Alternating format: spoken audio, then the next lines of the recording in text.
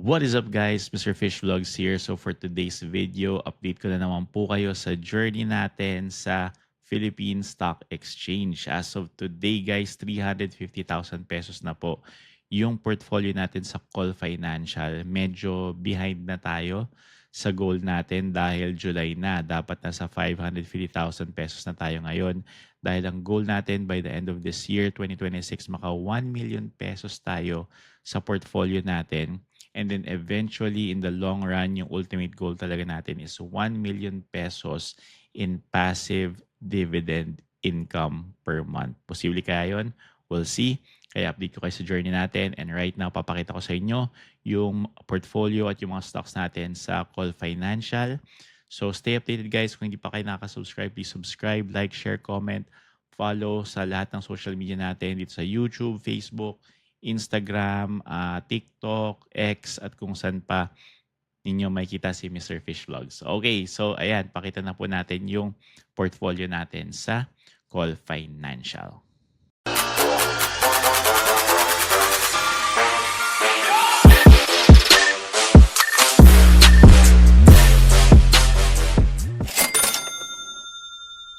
So yan guys, makikita nyo no, ito tayo sa Call Financial. Ang total account equity po natin ngayon ay nasa 363.93 pesos. Pero dapat 350,000 yan. Bakit bumagsak? Medyo lost tayo ng around 13,000. Okay? Kasi kung makikita nyo guys, ayan po, halos lahat ng stocks ngayon pula. Okay? So guys etong mga numbers na to, pag hindi nyo kaya yung ganitong klase mga numbers, hindi kayo pang stock investing. Pero eto guys, kung nakikita nyo, this is potential. Pag pula yan, parang nakikita ko na yung pulang sale sa mga supermarket, sa mga department store. Dahil nakakabili tayo ng presyo ng stock, ng blue chip stocks na mura. And eventually, tataas po ang presyo niyan.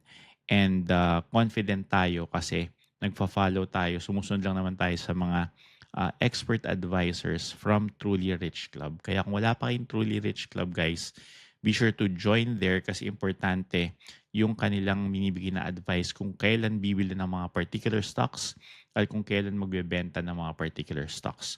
So kung wala pa kayong Call Financial, nandyan po yung link sa description at saka sa pinned comments.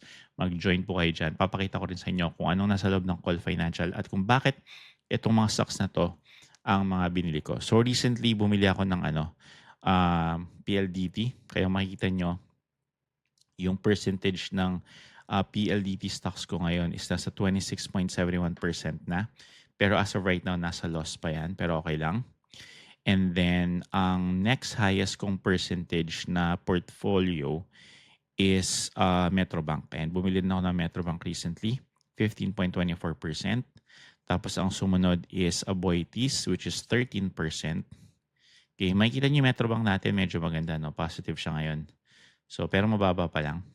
And then, next would be First Gen Corporation, which is 11.20%. Yung the rest, mababa na. Okay, so sa mga nagtatanong, bakit ito yung mga pinili kong stocks? Dahil po, sinusunod ko lang po kung ano yung advice ng Truly Rich Club. Okay, so ito po yung ginagawa ko sa Truly Rich Club. So ito po yung account natin sa Truly Rich Club. And July na po ngayon, so makikita nyo ang recommended stock nila to buy is Wilcon. Pero hindi po ako bumili ng Wilcon. Bakit? Dahil ang focus ko, okay, pakita ko lang muna sa inyo. Dito ako lagi napunta sa recommendations, tapos yung sum table nila. Ayan, pakita ko na lang din sa inyo para makita nyo guys. Okay, so ito yung sa kanilang sum table. So makikita nyo as of July, yan, July 1 po. Okay? So makikita nyo Wilcon, ayan, Wilcon, continue buying siya. Hindi ako bumili ngayon ng Wilcon kasi yung dividend yield niya is nasa 4.4% lang. So nagfo-focus ako ngayon ng mga dividend yield na medyo nasa 5% pataas. Okay? So paano ko sinusort yon? Dito po yon. Stocks with bigger cash dividends. Tapos i-click ko po tong dividend yield and then ayan po. So magsusort siya from highest to lowest. So yung highest, yung SEC at DMC, naka-hold siya kaya hindi mo na ako bumili. Pero ito po yung sumunod na highest, which is yung PLDT or yung TEL. nasa 7.70% ang dividend yield niya. And then yung from target price na is negative 34%, which is malaki yung potential. Kaya yan po yung highest na binili ko recently sa Call Financial ko. Kaya makikita niyo po ito po. Ayan.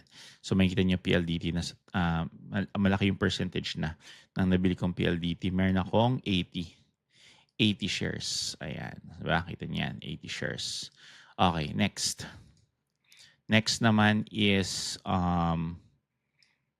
makikita nyo ito, yan. MBT or yung Metrobank, 7% ang dividend yield niya. Negative 31% ang potential niya. Percentage from target price. So makikita nyo, sinunod ko rin siya. So makikita nyo yung MBT. Ayan, 15% ang nasa portfolio ko. Meron akong 790 total shares dyan. Okay? Next naman is, ayan, yung AP or yung Aboitiz. 5.5%. Okay? Negative 20% sa target price. So good. So kita nyo, yan yung third highest ko. Aboitiz. Meron ako 1,100 shares. And then next would be FGen. Ayan, FGen po. Nasa 5.40%. Negative 48% from target price, which is okay sa akin yan. So makikita nyo, ayan, 11.20%. So yan yung parang top 4 na mga stocks ko ngayon. Meron din po pala akong URC. Wait lang. Sa URC pala. Ayan yung sumunod. RRHI actually meron din ako. Pero naka-hold siya ngayon, yung RRHI. 5.40%. So makikita niyo yung RRHI ko.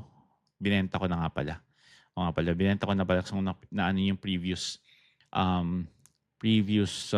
video ko. Nag-ano sila ng offer nun eh. So nag-profit na tayo doon. Kaya binenta ko na yan siya. So nag-move on na ako sa URC. Ayan, URC.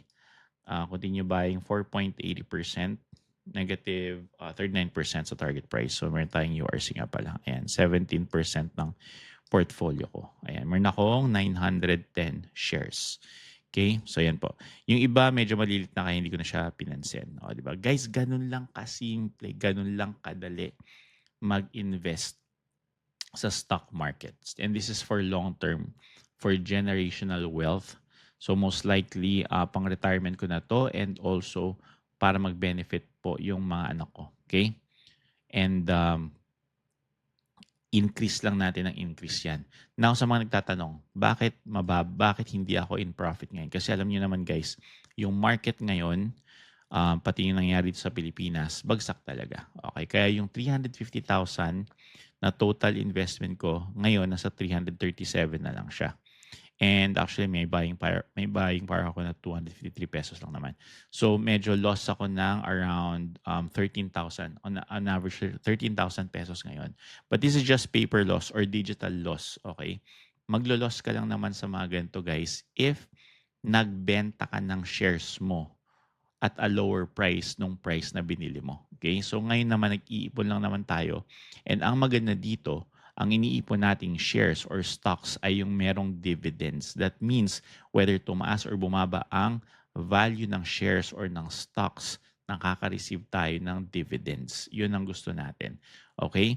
So ayan po. Ganun lang siya kadali. Now, if you want to learn more about stocks, about Philippine Stock Exchange. Kaya maganda, nisasuggest ko sa inyo lagi na sumali kayo guys sa Truly Rich Club. Kasi ngayon, yan, pag sumali kayo sa Truly Rich Club, meron lang po siyang monthly membership, which is sulit naman guys kasi lagi silang bibig ng recommendations.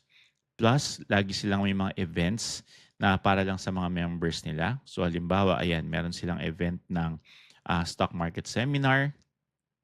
Tapos, yung mga previous events nila, makikita nyo rin po yan dito sa video library nila. Dito sa TRC Live Video Library, makikita nyo po, nandito po lahat yung mga, ito sa library, yung mga previous nilang mga videos. So, meron silang Umasenso at Yumaman, Stock Market Seminar, yung Gold Call, etc. etc. So, sulit na sulit po yung monthly investment dito, lalo na po kung magseseryoso kayo na mag-invest sa stock exchange, Philippine Stock Exchange. Okay? So, yun po.